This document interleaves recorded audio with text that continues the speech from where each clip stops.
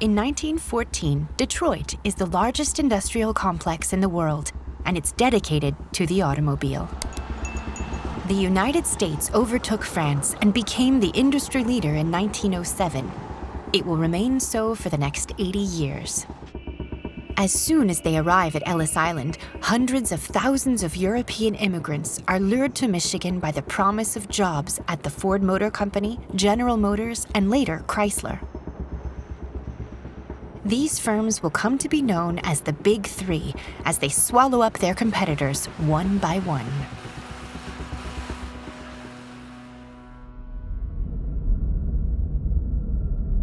Housing is built alongside the streetcar lines and roads that take workers to the factories. Detroit incorporates the villages of Woodmere, Delray, Fairview, St. Clair Heights, and all the land that separates them. Its population reaches 700,000 in 1914 and will reach 2 million by the 50s.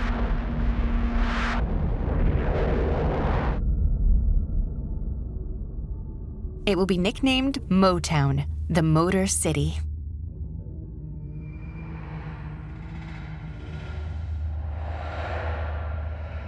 The goods transported onto the docks of Henry Ford's factory are raw materials: sand, oil, rubber, leather, cotton, minerals.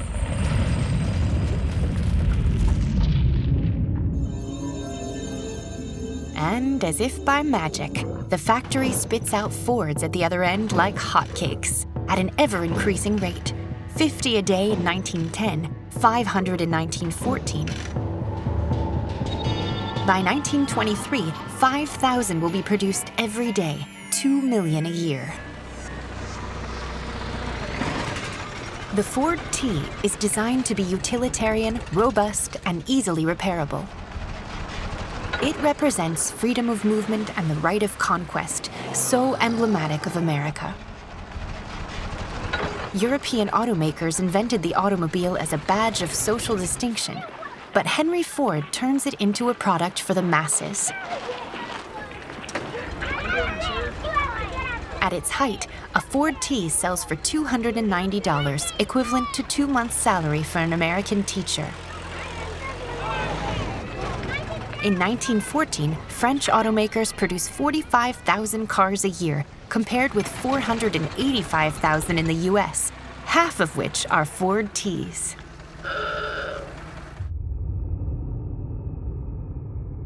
So what goes on behind the walls of this Highland Park factory? What makes it possible to manufacture cars for the price of a horse?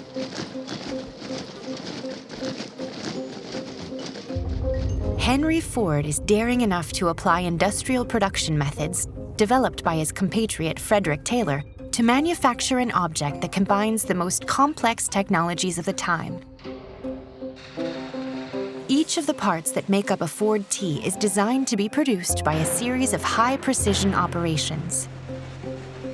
7,882 in all, according to Henry Ford's count. The automated assembly line moves the car from one workstation to the next, at a pace that doesn't allow workers to be distracted.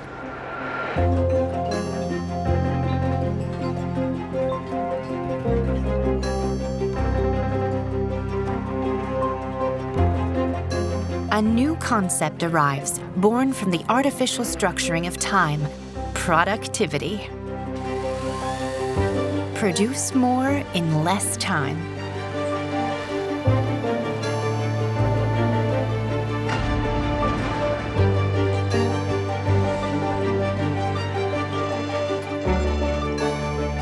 The Ford factory is the mecca of the industrial age. Business leaders, politicians, intellectuals, and artists from all over the world go there to be dazzled or appalled by such a bountiful spectacle.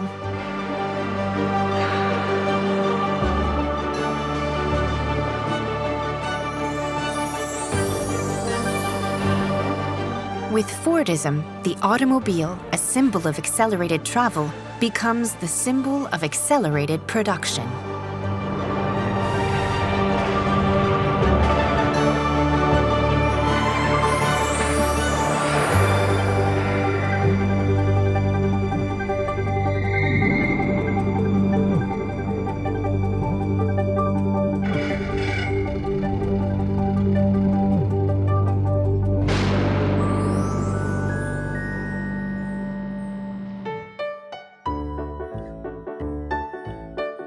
Meanwhile, the German Emperor Wilhelm II rides in a horse-drawn carriage to the inauguration of Berlin's Olympic Stadium, built for the 1916 Games, which will never take place.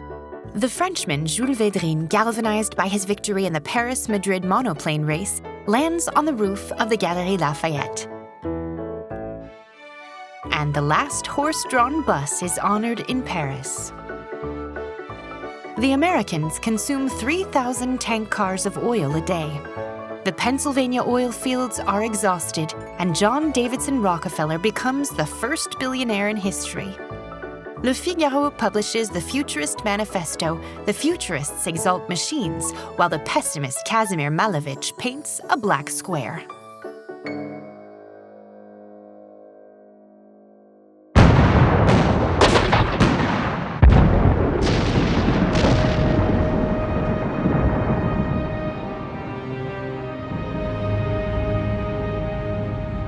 When war breaks out in the summer of 1914, car manufacturers are pressed into service by their governments, as they own factories and have the skills required to organize thousands of workers.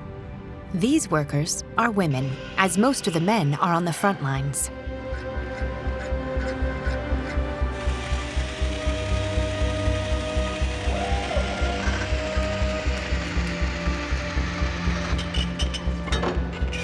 The First World War becomes the First Industrial War.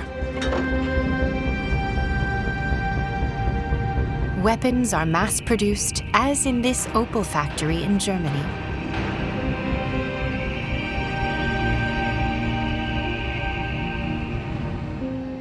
After visiting Ford's factory in Detroit, a young entrepreneur, a former student of the École Polytechnique, builds a brilliantly organized arms factory in France in just 3 months.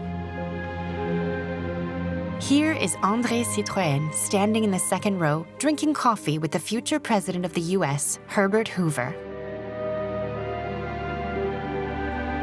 The military factory on the Quai de Javel is the first to bear his name.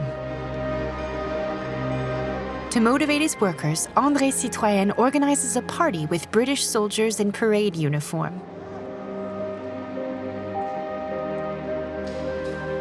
The women manufacture up to 20,000 shells a day, around 3% of all those dropped on soldiers daily.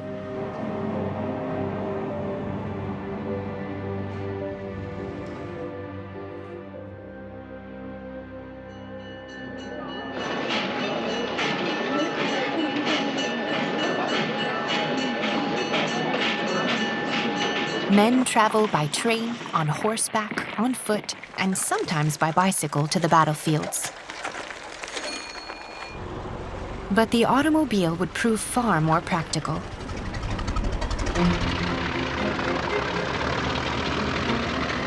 Renault taxis make a lasting impression by providing emergency transport for French troops on the Marne front.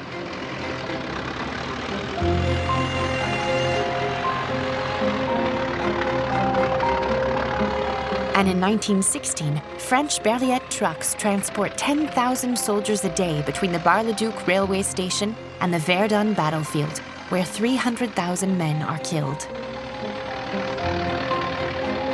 The road is nicknamed the Sacred Way. From 1917 on, the tank, a wartime version of the automobile, with its caterpillar treads and cannon turret, demonstrates its effectiveness.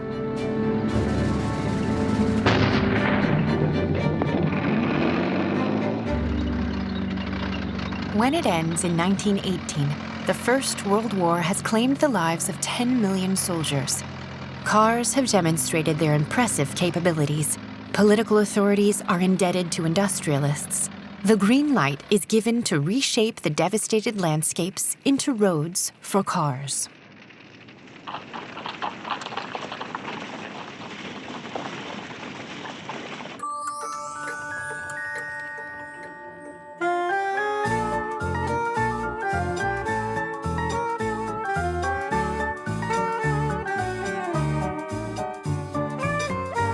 They're called the Golden Years in Germany, the Roaring Twenties in the US, and the Année Folle in France.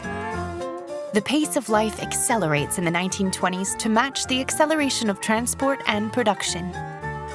There's Berlin's frenetic city life and the decadent parties of Montparnasse.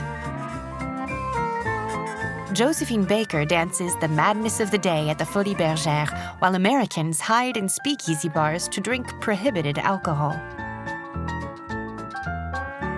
Oil is discovered in California. General Motors invents leaded gas, and André Citroën converts his munition factory into a car factory.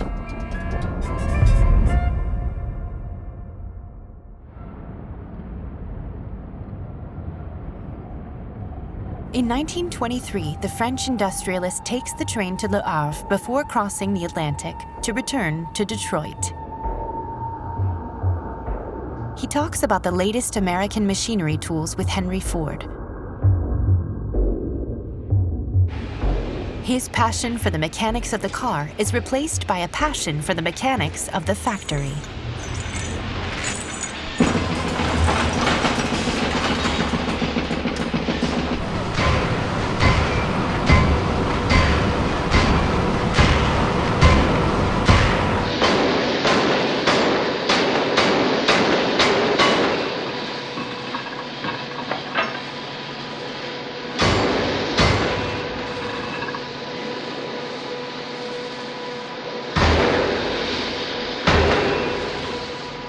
At the turn of the century, the crankshaft, the heavy cast iron part that converts the back and forth motion of pistons into a rotational motion of the wheels, required 4 weeks of machining.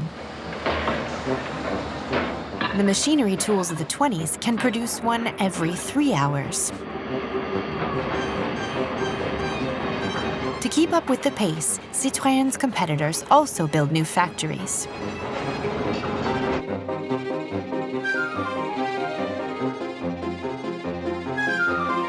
European production lines mass-produce simpler and cheaper vehicles.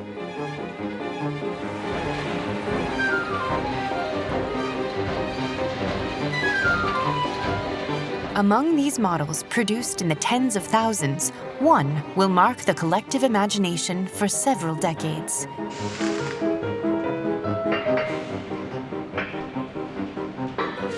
It's a Citroën model with an iconic radiator grille popularized by a clunky nickname, literally meaning front-wheel drive in front. The mythical traction avant. It proves popular with doctors and shopkeepers, and gangsters, especially in gangster films. André Citroën turns out to be a visionary advertiser. He has 250,000 light bulbs installed on the Eiffel Tower. On the evening of July 4th, 1925, he dines out on the Seine with his wife and daughter, and, to their surprise, when their barge passes under the Iron Tower at 10 p.m., his name appears in letters of light. The advertisement lights up the capital for 8 years. He sends a convoy across the Sahara to sub-Saharan Africa, then another to China, each with a film crew.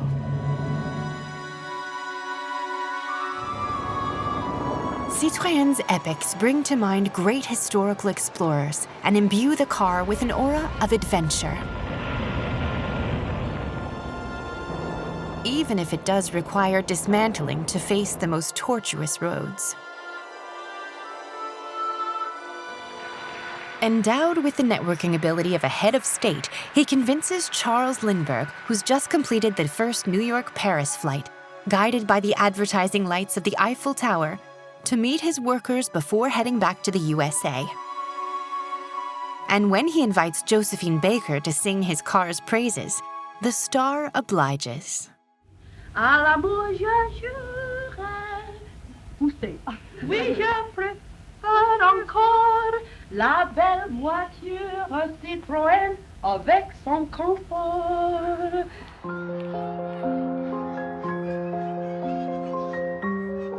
But in 1934, to everyone's surprise, André Citroën's company goes into receivership. It turns out that sales have never been able to match an excessively high level of investment. André Citroën, the inventor of mass distribution in Europe, dies a few months later.